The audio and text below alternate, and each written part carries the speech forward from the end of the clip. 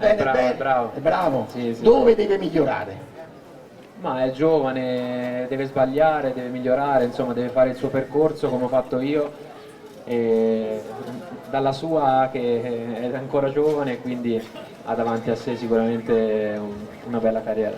Giovanni, spesso succede che in un ruolo ci siano due co-titolari, due giocatori dello stesso livello. Non me ne voglia Alessandro, è un giovane, crescerà e io gli auguro di diventare il migliore terzino destro del mondo con la maglia del Napoli, però nel vostro ruolo c'è un titolare e una riserva. La motivazione per essere sempre Di Lorenzo, tu dove la trovi?